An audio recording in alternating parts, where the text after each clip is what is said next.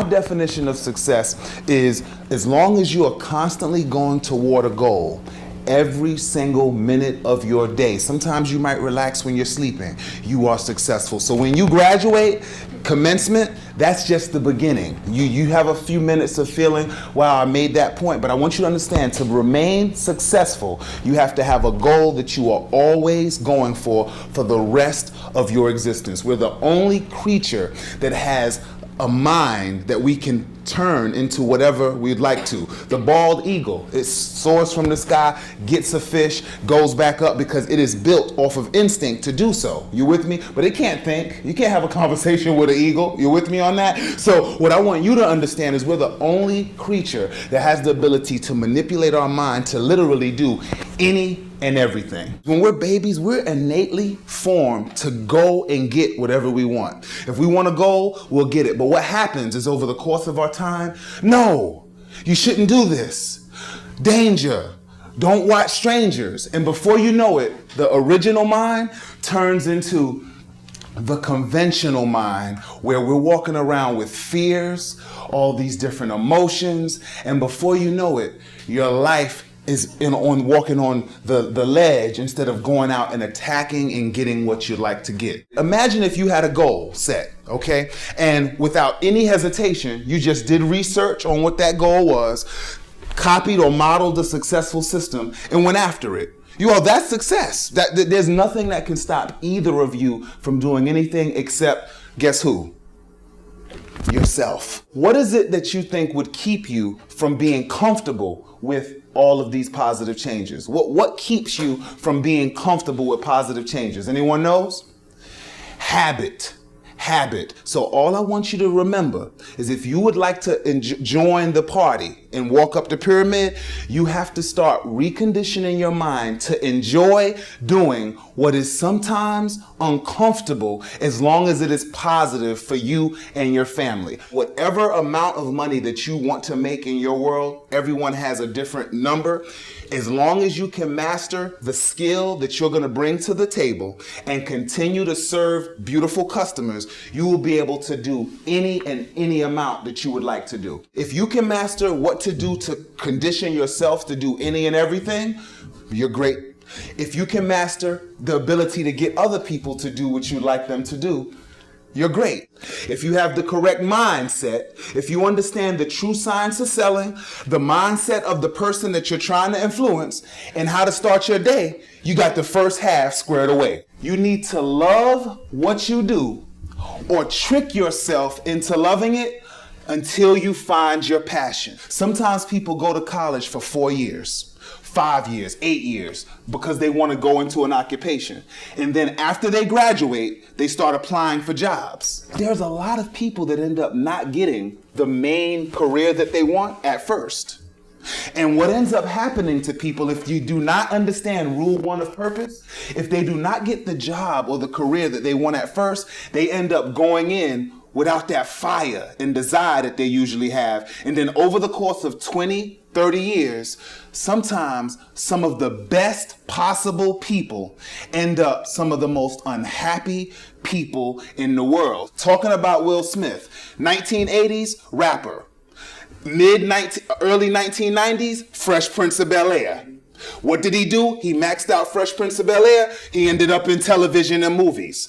2 of the things I talked about on the conference call, he's the only actor to have 8 consecutive films that grossed over $100 million and 11 consecutive films that averaged over $150 million internationally. So after he mastered that, he went into the films, and now he's part owner and producing films. If you look at his life historically and any other person that you love, they did not start off in the position where they are right now. So that's the way you ensure that no matter what you end up doing, bartending at first, get into your first job, whatever you do, as long as you master that position, you train yourself to become what I called last night on my conference call a positive monster.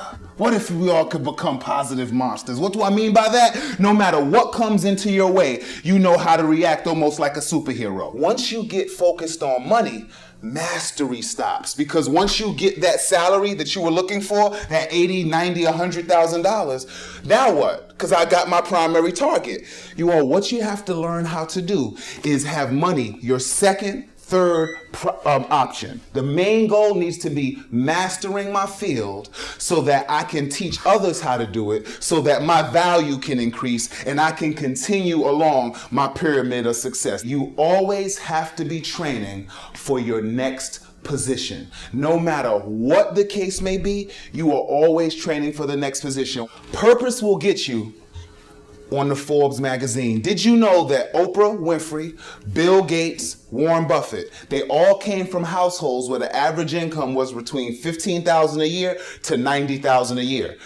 Because of them not focusing on money and focusing on mastery, they were in a position where they became so good of a master in their field that their value increased and they were able to now charge any and everything for their services. So if you look and start, and that's one thing I recommend you all to start doing during some of your time, whoever you love, whatever star, whatever brand you love, start researching their family background and what they went through and compare it to your family background and do the adjustments. Your mind is a muscle. Everything that develops and comes from your world starts in your mind. I hit $1 million in my account and I went crazy. Why? Because I thought, based off of what I was drilled, is that once you get to $1 million, you've made it. That's not the case. Because of me having the lack of a proper mindset, I started drinking heavily. I started eating any and everything. And in 2009, I went on this trip. And what changed my life was when my mother said, Kinja, and I don't know if you ever have that tone in you heard that tone in your mother's voice where you're like, man, she's really let down. But she's not trying to let me know she's let down. But she said, Kinja, what happened? What I love is for you to skip steps in life by learning from other people's mistakes. This is something that my grandmother told me, and it changed my life. She was 98 when she said it, and sometimes I get teared when I think about it. She said, Kinja, a fool has to learn from their mistakes. A wise person learns from others. What if you didn't make any more mistakes because you studied all the mistakes of people that walked before you? That's how you save time, and that's how you end up walking up the ladder a whole lot quicker than the average person. The average person has to go through trial and error because they don't have the humble type sponge effect, the original mind, to learn. Is you need to learn how to have purposeful amnesia, where if it's negative, you need to figure out how to just block it out your mind and start fresh, because there are people whose lives are going down the wrong lane because they are affected by pain that happened yesterday, when all you have to do is shake it off, learn from your mistake, and move forward. So you have to be very, very aware of what element you're allowing into your life, because as the time goes on, you are being somehow affected and impacted by those thoughts. Be your own coach instead of your own dead weight. Anybody ever have talked to themselves in a negative way, realistically? This is what I want us to understand. What do you believe happens when, over the course of a 20-year period, when bad things happen, quote unquote, instead of you saying, you know what, I can get over this, versus, man, my life is over. Somebody need to save me. I'm about to jump. Seriously, you are over the course of your life will change. Everyone gets to hear the same information, but it's your choice if you get into that zone where you're like, I want it all. When you start doing things that sometimes make you feel uncomfortable, you start building a conditioned reflex where, you know what? While everybody else is standing timid, you're that person in the front leading. And over the course of life, what happens to leaders versus followers? The people that are the most successful, whether attached to a monetary amount or not, know how to influence people. And I want you to start understanding sales, because we all deal with this regularly. When we go into the store, Sometimes we have that clerk that jumps around and following us and saying, hey, can I help you? We all been through that, okay? But I'm talking about when no one's around and you're just in the store and you see something and it looks good. What happens is there's some emotions that come into your world that make you decide whether this is something you want to buy. You with me on that? The secret to influencing and becoming a massive sales expert is learning what emotions cause people to do what you would like them to do and what you need to say to pull out those emotions. The first emotion, fear. If I do not buy this right now, I will not have a chance in the future. Greed. I do not need more, but if I buy more now, I will be rewarded in the end. Envy. If they can buy it, so can I. Y'all, so many iPhones in this place that people really don't even need an iPhone, but they're like, man, I'm gonna get it because someone else got it. Shame. If I do not buy this, I'm gonna look unintelligent. Pride. Once I buy this, I'm gonna look better than everyone else. Everyone know how that feels? And then the next one, altruism. If I buy this, it's going to help someone out. You all, if you can master how to pull these different emotions out based off of looking at the person and understanding what emotion is needed, you have now just set yourself apart from the average person that's just haphazardly walking into a conversation without any type of strategy. I want you to start thinking about the customers that you have and what are the emotions that I need to pull out of them to make them understand what I'm saying. And everyone in here, your occupation is going to be a car dealer, okay? I know you're like, man, Kinja, what you doing? Now, I want us to do a little analyzing. We're gonna do a little thought-provoking exercise, all right? Jack and Jill go to get a car, okay? You're in there sitting. Has anyone ever went to go buy a car themselves or go with their family to go get a car? If you have, raise your hand. Okay, so I want us to get into the scene. Jack wants to keep the Camaro, and Jill has different feelings because she's 3 months pregnant. Okay? And she wants to trade the Camaro in for a van. You with me on that? So that's your situation. You're in a position where you know they're probably not going to buy 2 separate vehicles, but you got Jack. And he's in this, and that's kind of sad. How you gonna put the baby in a Camaro like that? That's kind of messed up, right? But you are the car dealer, and you have to figure out, how am I going to get this to happen? So what I want you to start understanding is strategy changes everything. This is what I came up with, and man, you hit it on the head, man. I did research, you just did it off the top of your mind. I like that. Proper questioning is key, but this is what I came up for that car dealer. Jill needs to be happy, so fear of Jack not making the wife happy is very important. That depends on if Jack is that type of guy. He might not be that type of guy. He don't care what Jill's talking about. So it all depends, all right? But this is where you get to feel it out based off the conversation. Next, the fear of the dangers that would come with continuing to drive that type of vehicle when your lifestyle is changed. That's what I'm thinking about. It all depends on which route I'm gonna go based off the conversation. The financial burden of 2 insurances, upkeep, you're gonna be paying for college down the road. You with me on that? The next piece, the pride of now this is what I would say when she stepped out to the bathroom. I would say, listen, man, come on. You got the wife. She's 3 months pregnant.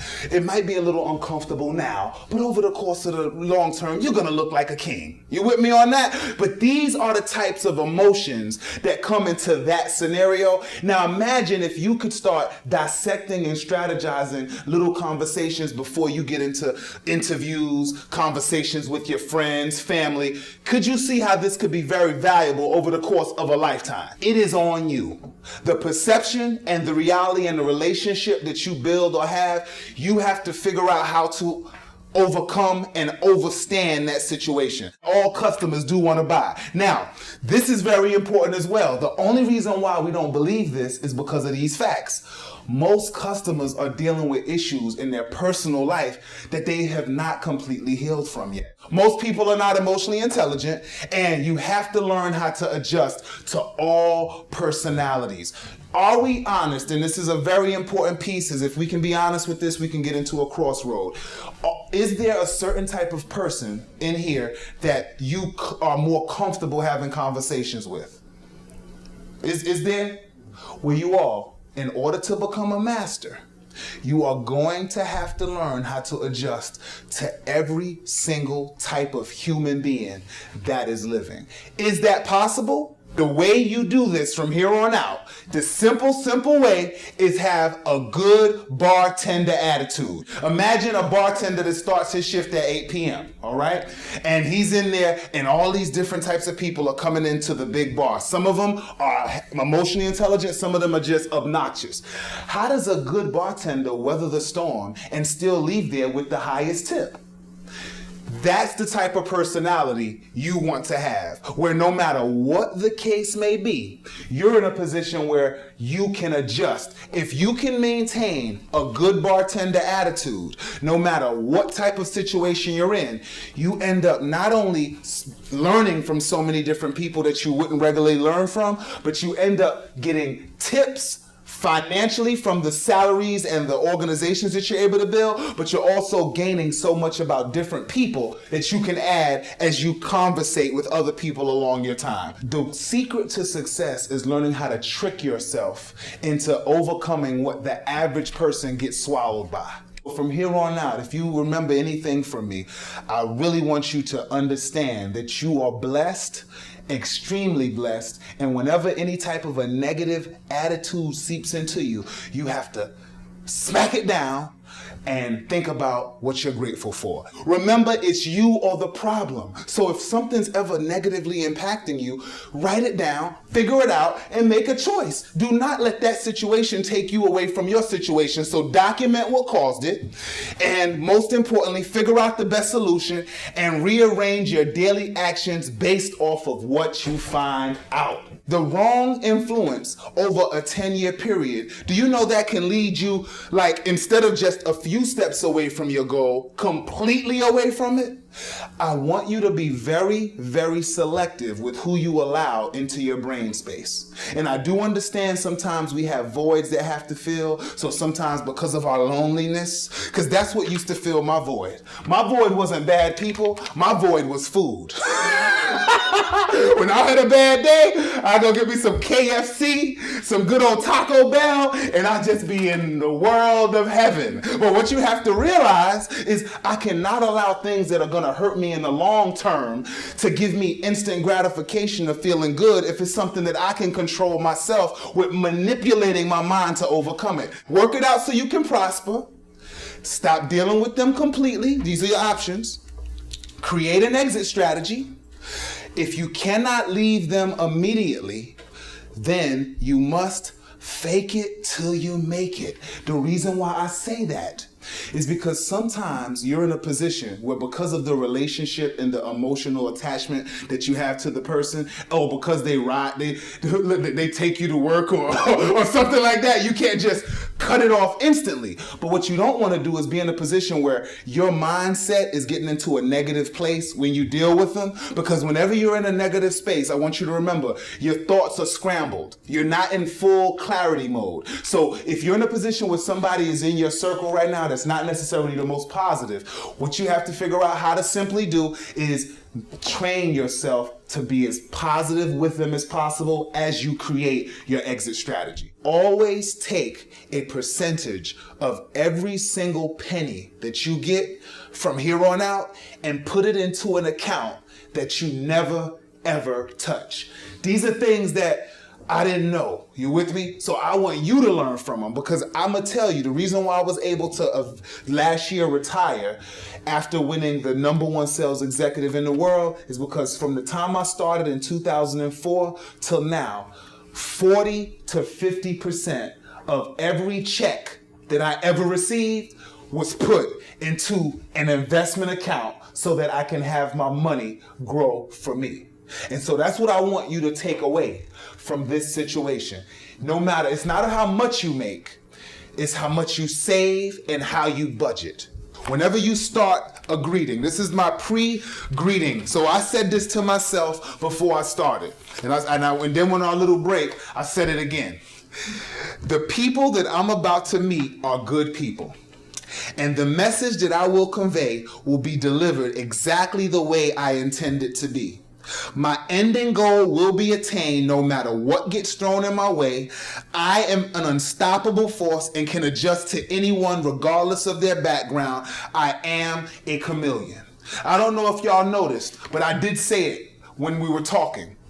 I said, no matter how much energy I get from you, I'm gonna turn it up a notch. Because what I learned is I've been in situations where I've been in trainings where I'm the one acting like you. That's how I've always been. You all. So I'm gonna tell you, if you want to learn something, okay, I'm the person that sits in the front of the class all the time. Why? Because I'm trying to learn every little bit. As you've heard from my past, I've wasted a lot of time. You with me on that? So I don't have any more time to waste. And that's something that young adults sometimes don't take full advantage of, is because they feel they have so much time. But the reality is, I know you've heard people say, man, if I knew what I knew, yes, you heard that before. If I knew now what I knew back then, things would be different. What if we could all trick ourselves into acting like we're 80 years old right now? I want you to trick yourself, and when you go out here, I want you to walk with a little crib, act like you're 80, and you start taking full advantage. Your day is a little bit better. When you prejudge,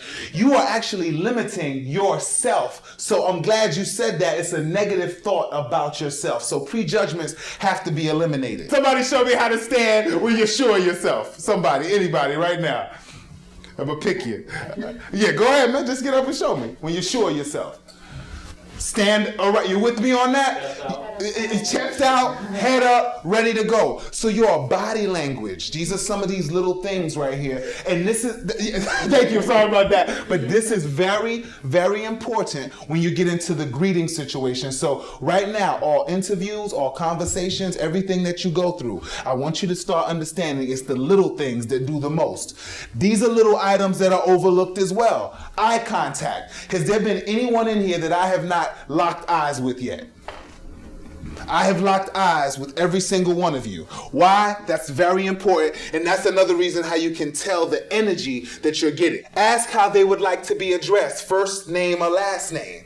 These are little things when you're in a conversation, having an interview. How would you like to be addressed? Genuine interest points. Where are you traveling from?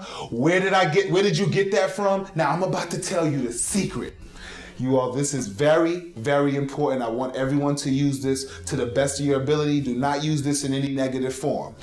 What if I was to tell you that there's an exercise you can do, whether you're meeting an interviewer, whether you're in a position where you're meeting a friend, whether you're having an initial conversation, where instantly you can lower their guard within about 5 minutes of meeting them. I'm about to tell you. The quickest way to lower the guard, and try it with some of your friends, you'll be emailing me later like, wow, Kinja, it works every time. Now I'm seeing some eyes perk up. They're like, what you about to tell me? This is what you do. You ask the person to teach you something about some expertise that they have. What happens when you ask that question, seriously, is and it has to be genuine, but what happens is that person ends up really thinking about it, they explain it to you, and what's happening? Their guard is lowering, but as their guard is lowering, their head is getting big. Mm-hmm. You with me on that? You all, seriously, in an interview, in any situation from here on out, try it out. It works every single time. I'm not telling you from guesstimation. I'm telling you from situations from people that were very upset about talking to me during the business transaction, and before you know it, instantly they talking too much about what I asked them about. So that's one of the key rules to lowering the guard in the greeting. Discovery. This is the question phase. This is very, very important. Questions. What are the top 3 pieces of information that I usually want to know about people when I meet them? In order for you to start building up that strategy that you talked about, you should start finding out the top 3 things that you usually want. One of my top 3 things is, where did you grow up? Why do I want to know that? Because I want to know the background, where you came from, what type of language is going to appeal to you. Did I ever go there? Do we have any commonalities? It allows me to be in a position where I can start knowing that person's background, not prejudging off of it, but seeing where we have common ground. We never want to start talking about our company or our brand in the beginning of the conversation. It makes your intentions obvious, but it also makes you a little more defensive. The people who brag too early about their company cause the customer's defense to rise. You with me on that? We don't ever want anyone's defenses to ever rise. You are a company, and that's the way you turn into a literal company, is by acting as if you are a company. And what I mean by that, there are 4 aspects that all companies have to look at to be successful. There are 4. Finance, sales, production, and research and development.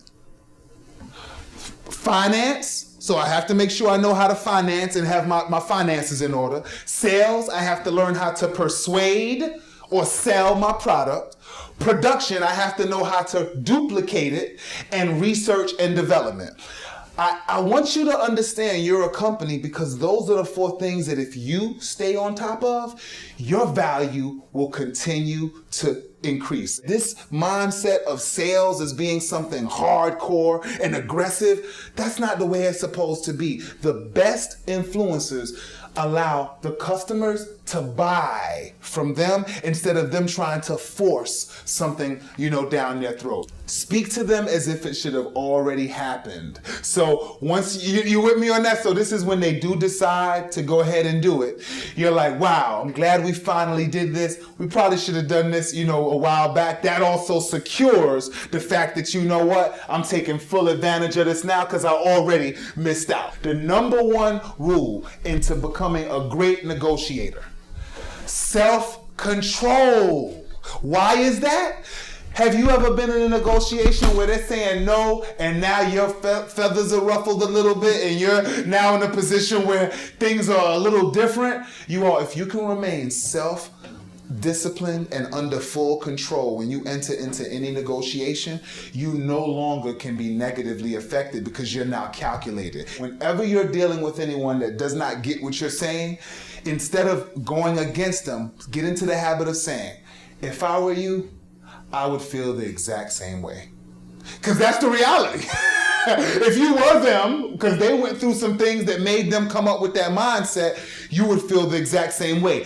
What that does is it lowers the guard, and then it allows you to say, however, let's readjust and look at some other variables to see if we can come to more of a solid ground. The close is the easiest part of the sale. Does everyone realize that now? See, the reason why the close is usually looked at as the hardest part is because most people are not following the rules. So they get to the part where they're trying to force somebody to close the deal, but because you didn't do the first steps, and you're wondering why it's so hard to close. The year that I was put into the history books, I did a 70% close in real estate sales and $6 million in sales. So people were like, Kinja, it's like they don't have any resistance with you. You have the beginnings to understanding how to eliminate resistance. Resistance does not have to take place. And that's what I want to really push into you, is that right now our thought process is only based off of people that have not figured out the best system. Choice close, you all. Do anybody in here like their back against the wall? You like choices, correct? From here on out, whenever you are going to give somebody an option to do something, give them an either or. When you really start becoming wise is when both of those choices is what you could be happy with, so you win anyway. That's how you do it. So for instance, my mother saying, hey, listen, you can wash the dishes and clean your room before or after dinner. Okay, Ma, after dinner. She won anyway. You with me on that? So in your situation, don't put people's back against the wall. Give them choices. What I want you to understand is if you can incorporate a system that is successful from someone that was not successful at some time, you can skip so many years of trial and error that the average person has to be hit with because of their ego not allowing them to humble themselves and follow a different system. Read more and study yourself. The best and most important quiz in life is the quiz of yourself. If you can figure out why you do certain things the way you do, why I get angry when other people that are put in that situation don't get angry, why do I feel this way when this person feels this way, if you can learn how to dissect why you feel certain ways and then instill new traits that are more successful, you become what the average person will never do. Because the average person is so caught up in their own head that they're not willing. And I want everyone in here, when I come to the graduation and can shake your hand, I would love to know that you have incorporated some of the rules of successful talking to yourself and to others so that your future is basically under your control. I want everyone in here to be the navigator of their life car instead of the passenger.